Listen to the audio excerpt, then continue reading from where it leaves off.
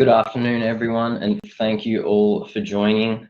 We'll just wait another couple of minutes just for everyone to join, and then we can kickstart.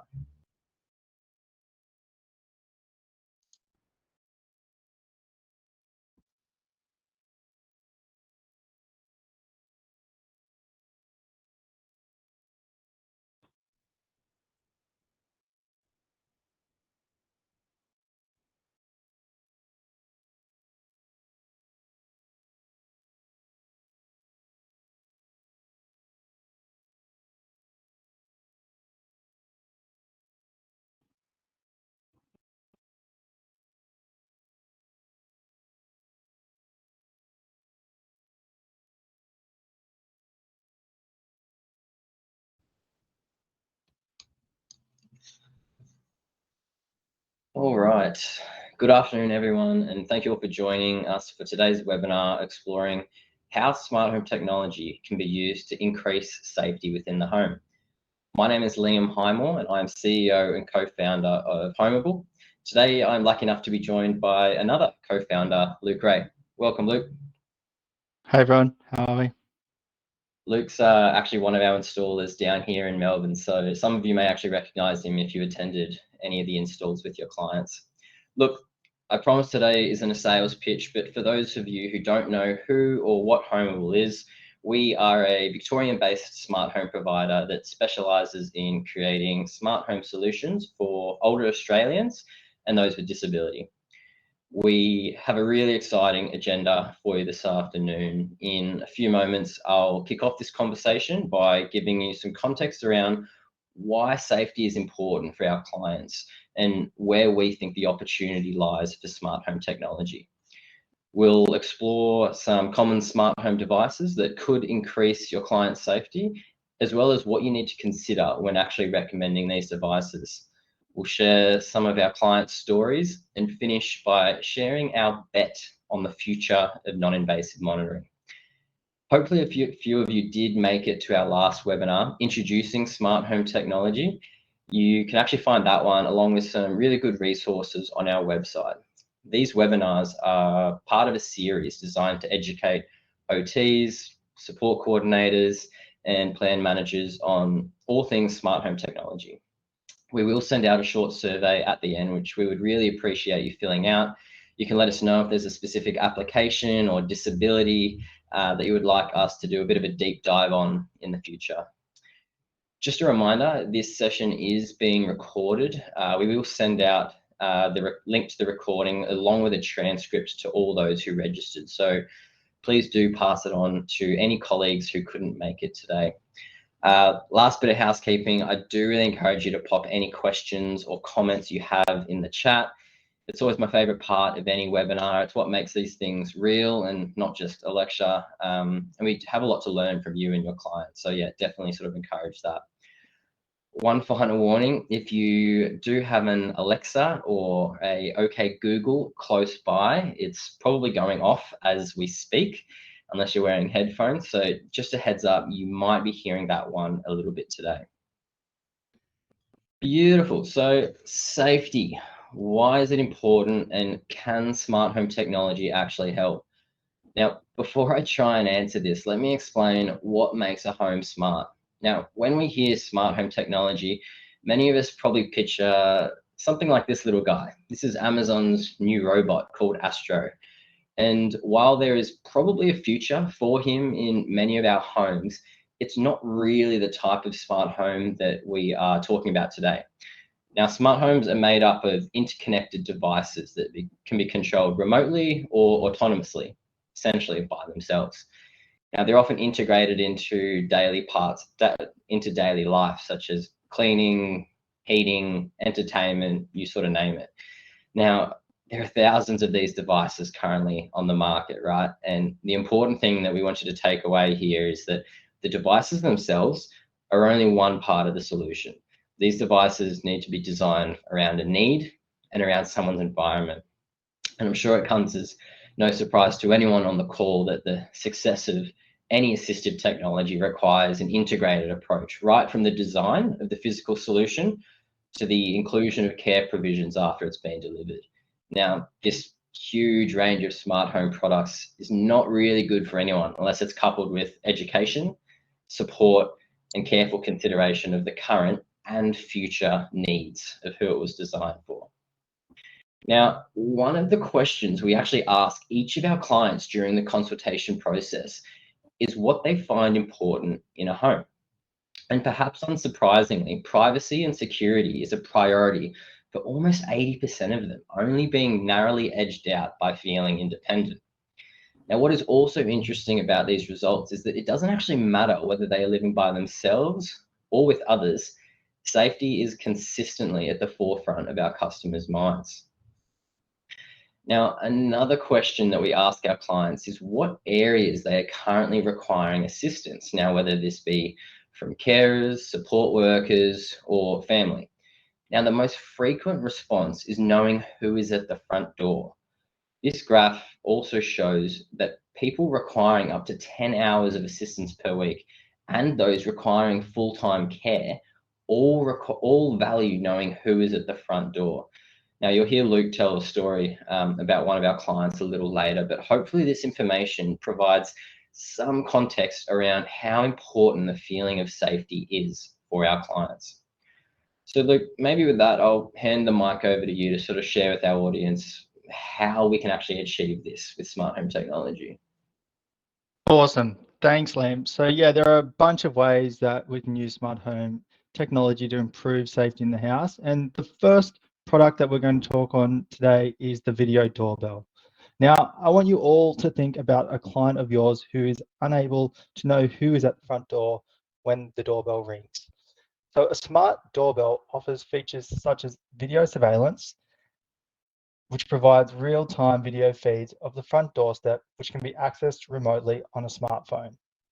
Further, the motion detection feature allows individuals to be notified when the camera detects movement in its field of view. People with psychosocial disabilities find this feature beneficial as it enables them to see the comings and goings around their home remotely and be notified when something is happening, which provides them a great sense of security and comfortability. These doorbells often have a two-way communication feature, allowing them to communicate with whoever is at the door remotely through an app.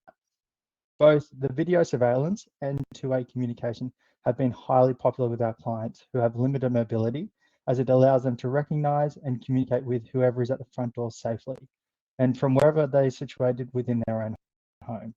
Often our clients aren't comfortable opening the door as they don't feel completely safe. And by using a smart doorbell, they will be able to utilize the facial recognition feature to improve their sense of security in the home. Our clients with low vision have found this feature very beneficial. Now, a key consideration when choosing a video doorbell is that accessing some of the features, such as facial recognition and video storage, do require an ongoing subscription in most instances. So please remember to keep this in mind when recommending to your clients. It's also important to consider that most of the video doorbells don't have indoor chime inbuilt. So you are most likely will need to accompany the doorbell with a smart speaker, such as Alexa or Google, so that the chime can be broadcast inside. Wi-Fi frequency is also an important consideration when you are choosing a doorbell, as only some work on the 2.4 gigahertz Wi-Fi frequency. So if you do choose one of these doorbells, you have to make sure that their home Wi-Fi is split so that the correct frequency can be selected, which can be a tricky process if you haven't done this before. Also, if you use a battery doorbell, it will have to be charged every few months, or else it will turn off and your clients won't be able to utilize the device. The alternative to this is to install a wired doorbell. However, but this will definitely increase the cost due to a longer installation that requires an electrician. We have found that most of our clients are happy with the battery doorbells, and that educating a support worker or a family member on how to charge the device is a great way to get around this. Okay, so the next product that we're going to touch on is the smart lock. I want you to imagine a scenario where a wheelchair user has slept in and their support worker rings the doorbell. But because the client has already installed a smart doorbell, they can now see who is at the front door. They can talk to them, and then they can let the support worker know that they are in bed. But then imagine if you added a smart lock to the door. The client would have the ability to unlock their door remotely using either their voice or a smart home app and let the support worker in, meaning they wouldn't have to rush out of bed to open the door. Alternatively, installing a smart lock means that your clients could have a keypad on the door so that support workers could be given a passcode and let themselves in and out when their shift starts. We all know that in this industry, your clients will see a large amount of support workers and allied health professionals, some of which they will see regularly and some who will fill in shifts here and there, and they might not be very well known to your clients. Smart locks offer the chance to generate a one-time passcode, which is great for infrequent support workers, as it means they can let themselves in at the start of the shift, but have their access removed after they leave, which increases the security of the client. Smart locks also allow for keyless entry, which is awesome for people with limited dexterity or a wheelchair user when they're returning home from the grocery store carrying multiple shopping bags, as it removes the need to use a physical key. This feature could also be used if a client has a fall, as they could unlock the door via voice or their phone in this situation. Geofencing is another feature that could be used, as it allows for a door to be automatically locked or unlocked based on their smartphone's location. When your client approaches the home, the door could unlock without requiring any manual action, offering a seamless entry process. This feature could also be set up for someone with dementia to reduce the risk of break-in if they left the house unintentionally. Another feature that dementia clients will benefit from is the automatic locking feature, which can be set to automatically lock the door after a certain period of time. This ensures that your home remains secure even if you forget to lock the door manually. Now, one of the key considerations when selecting a smart lock is that when using the feature of keyless entry and geofencing, there is a risk of the client's phone running out of battery and entry to the home being affected. A way to get around this is to set up the keypad, as discussed earlier, with a code to ensure a secondary method of entry. It's also possible to use a physical key, and it is recommended to keep that handy so that they have multiple access methods to the home. It's also important to consider the level of the door handle if there is a safety screen door. The installation of a smart door lock can be tricky if the two handles sort of get in each other's way, so you have to make sure the installer double checks that if you do see this as a potential risk. Also, it's pivotal that your clients have a strong internet connection to utilize the full functionality of the lock. Without a strong connection, features like the voice might not work every time. Awesome. So now we're going to touch on cameras. To best understand the full benefits of smart cameras, I really want you to think about someone who has a psychosocial disability. By installing smart cameras, they will be able to receive alerts and notifications on their smartphone or audibly through a smart speaker whenever movement is detected in the camera's line of sight. This can help create a sense of security for them, as they are able to check who is there safely. Further to this, the client will be able to check these notifications remotely, which can help reduce stress and anxiety when they're out and about. Most smart cameras also have a two-way audio feature, which enables clients to have safe interactions with people if they don't know who they are, which really enhances their sense of safety.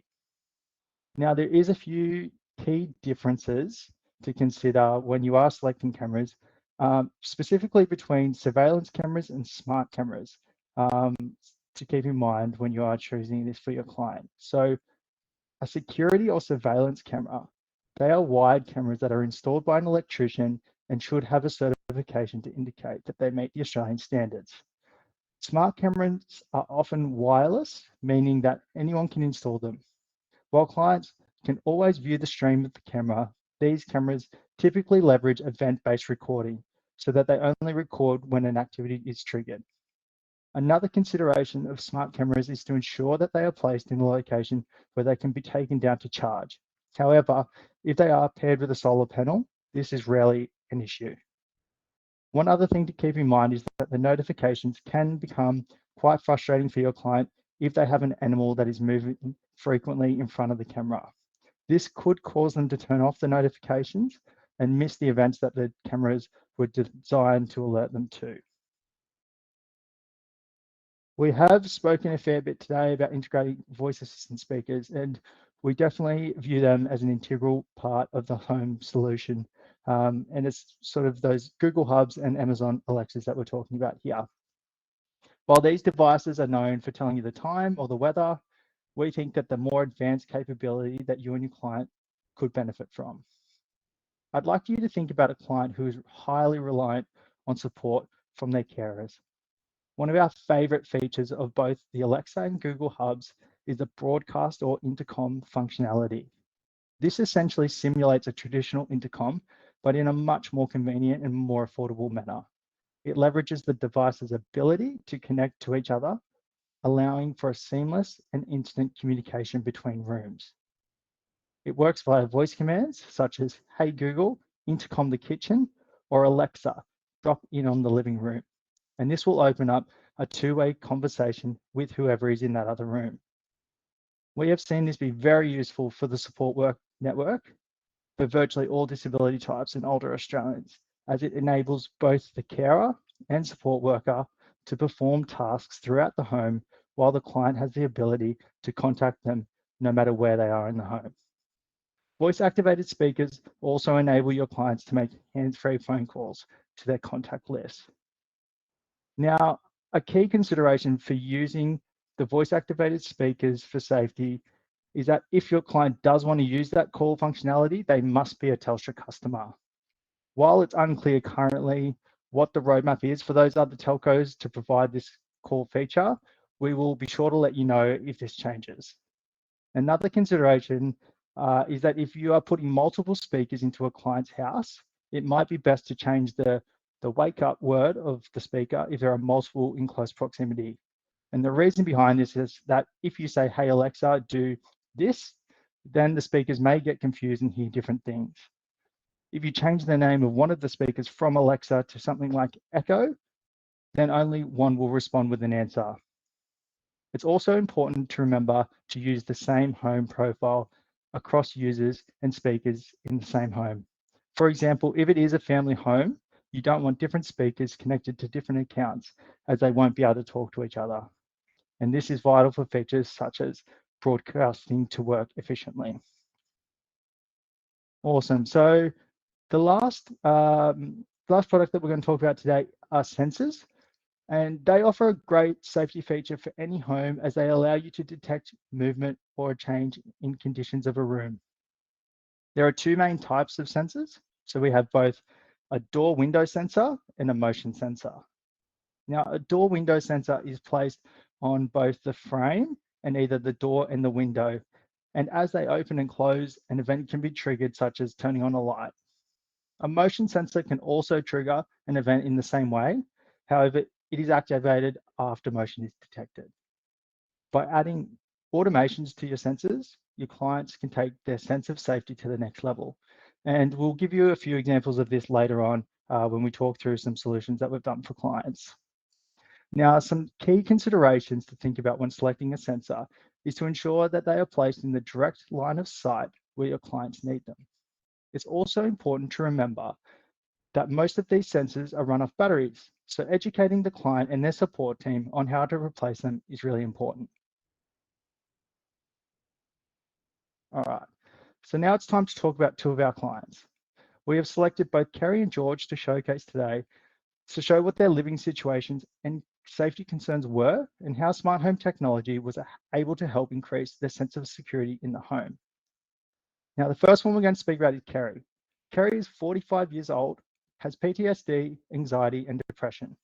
She lives alone and doesn't like going out for activities, as she feels stressed about the comings and goings around her house when she's not there.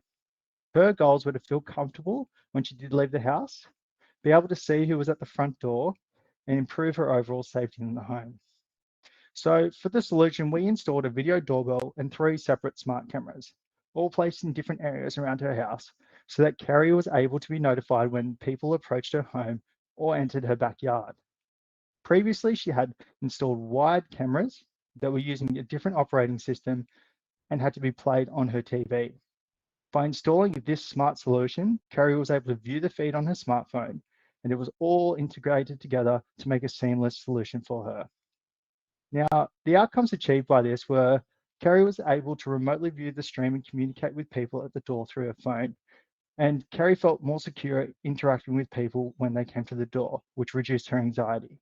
She was able to participate in more community and social activities as she had peace of mind that she could always check in on her home remotely. Now, George. George is 80 years old, has dementia, and he lives with his wife. His family were concerned that he may wander outside the house as they do not like leaving the door locked, as when they do this, he gets quite agitated. He also frequently gets up during the night to go to the bathroom and has had a few falls due to tripping in the dark and often finds it hard to navigate back to bed safely.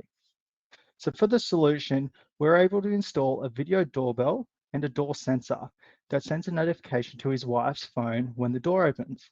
She will get a notification when it opens, and then we'll also get an alert and option to view the doorbell's live footage to see if it's George. If so, she can go outside and redirect him before he has the chance to wander too far. We also installed a motion sensor beside his bed at floor level, which triggers his bedside lamp to turn on when motion is detected at nighttime. For example, if he swings his legs out of bed, his bedside lamp will automatically turn on and then turn off after 10 minutes, giving George enough time to go to the bathroom and safely get back to bed. We also set up a motion sensor in the hallway, which triggers the bathroom light to turn on when he walks past the motion sensor. We can set up an effective period, which essentially means that these automations only work from, say, 10 p.m. to 6 a.m., so that during the day, the bathroom light and bedside lamp aren't continuously being triggered. So that's all the products we're going to talk about today. So I'm going to throw back to Liam to touch on the very exciting future state of smart home tech. Thanks, Luke. And look, I did promise that I would share our bet for the future of non-invasive monitoring. And the reason I want to do this is because it's probably one of the less obvious uses of smart home technology, particularly for safety. Now, there's a growing movement, obviously, to empower older Australians to remain in their homes and communities as they age, rather than, say, moving to institutionalized care settings. Now, one of the biggest concerns and I guess obstacles for this is that the safety of these individuals is in question, particularly if they're living alone. Now, this, and it's fair enough, right? Like, this concern is mainly felt by the families and the carers. And it's for this reason that we'll soon be able to offer families and carers of older Australians with real-time data about a person's environment to give them peace of mind and assurance of their safety. Now, I'll give you an example so you know what I'm talking about. Consider an older person like George using sensors and other non-invasive monitoring solutions. This person's loved ones can now receive alerts about abnormal behavior. For example, certain rooms not sensing motion or the fridge not being opened for 24 hours. This real-time data can include their health vitals, the temperature of their home, or even whether the front door is open or locked. This product or offering, whatever you want to call it, it aims to reduce the need for full-time care, ultimately resulting in longer-term cost savings for Australian families. We think that there are so many other ways to promote safety in the home that aren't cameras. So if you would like to find out more about this, or if you have any ideas, please do let us know. Look, this actually brings us to the end of the webinar formalities, at least. I'd love to open up the floor to any questions or comments that you may have about anything we covered today, or even anything more generally about smart home technology. There's a little chat or a Q&A button which you can use to ask the questions if you need. While we are waiting, if there is one, Luke, I've got one for you, and this is because it's been quite topical recently. People seem to bring new doorbells on the market every week. So maybe you can, given that you install these quite often, what makes someone go for a Eufy, say, over a Google doorbell? Yeah, look, that is definitely a great question, and one that people usually get wrong.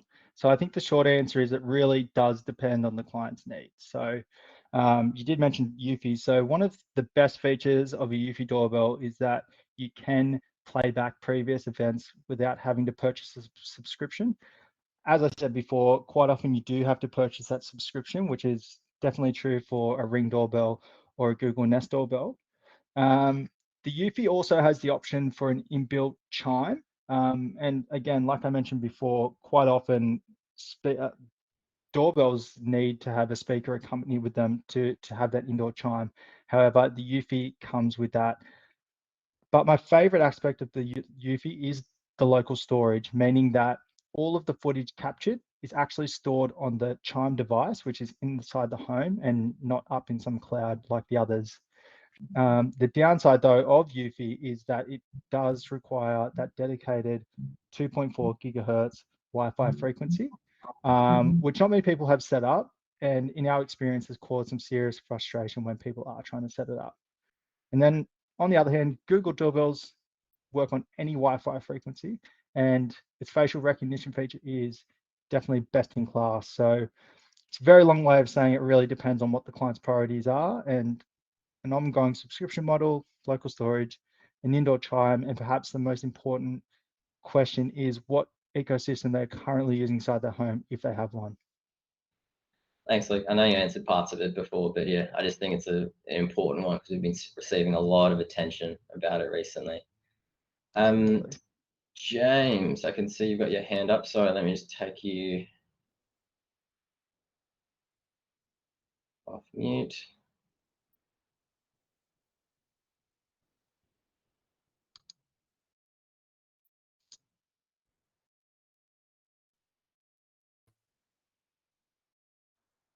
James, do you have a question?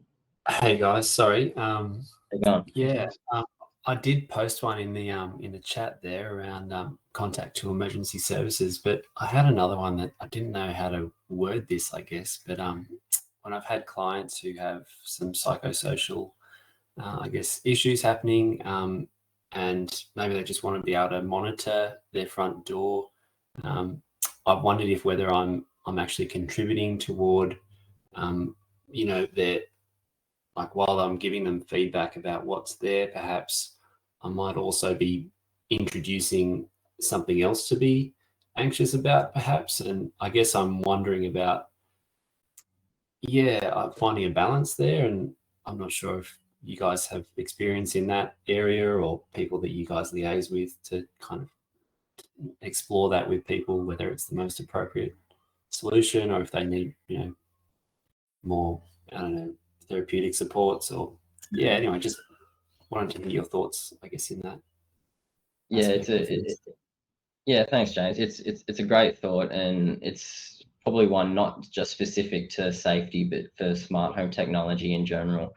We find that you've always got to strike a balance. If you install 100 devices in someone's home and expect them to remember how to use it and interact and maintain it, you're kidding yourself. So with this one, James, we are very much guided by the OT and also their sort of immediate support network. The idea of this is to reduce the stress and the anxiety and to really promote independence and safety rather than the complete opposite. So again, not a fantastic or not a specific answer to this one because it really does sort of depend on that individual. But no, it's really important that we do keep that in mind.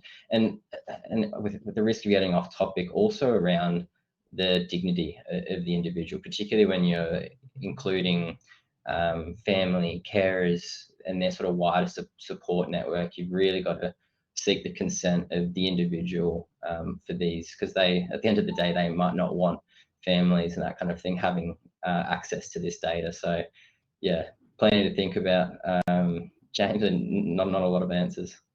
Yeah, no, it's an interesting space. Thanks, Liam. No worries.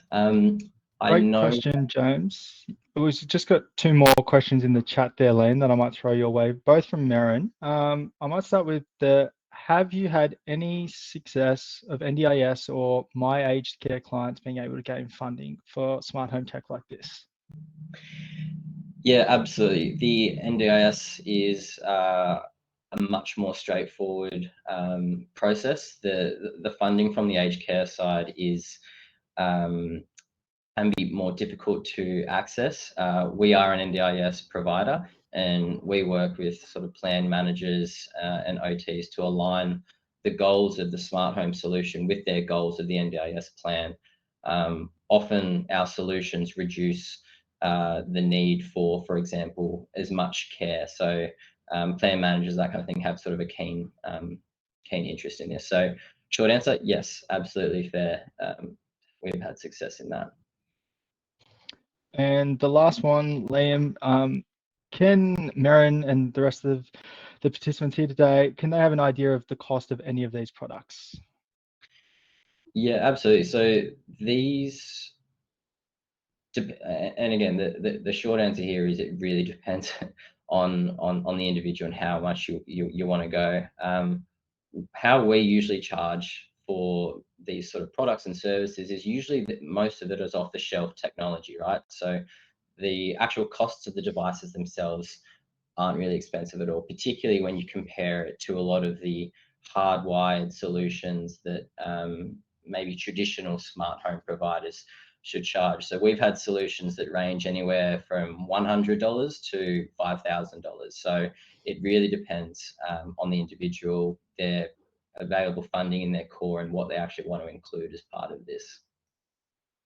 Yeah, and just to add to that, in terms of the actual products, they can definitely vary. Like sensors, for example, if are much cheaper than say a video doorbell or a lock. And within those product ranges, there is definitely a range. So there are doorbells that have a lot more features, which can go up to sort of $350, and locks can be sort of around $600-700, or even on the cheaper end as well. So it does really vary. And like we said, when you are considering the different options in market, it's really based around the functionality that you want for that your client's looking for. So there is quite a large spectrum there, Marin. I know we are pushed for time, but James, just on your question. So James had a question in the chat. Do these devices have capability to contact emergency services when required, or would this be done with a phone or personal alarm device? So it's a great question, and one that we've definitely received before. A lot of the smart home speakers, the Googles and the Alexas, they don't actually support 000 calling, and I'm not quite sure the answer. I suspect they don't want to be liable if something goes wrong. In saying that, Luke mentioned before that you can actually link up your, for example, your mobile service through the phone, and then you could actually call 000 through that. But there isn't a native integration through to 000 or emergency services, if that makes sense. So you would want to sort of couple that with either a personal alarm device or an ability to communicate with people in another room, similar to the intercom system that was discussed earlier. Beautiful. Look, I realize we've gone a little bit over. Thank you to everyone who tuned in this afternoon. We know how busy you all are and certainly don't take your time for granted. As we said earlier, if there is a specific topic you would like us to explore, or even a question that you weren't able to ask today, please do let us know through the survey. And yeah, keen to explore that with you. Appreciate you all joining. Hope you learned something, and can't wait to speak to you all again soon. Thank you. Thanks, guys. Have a good day.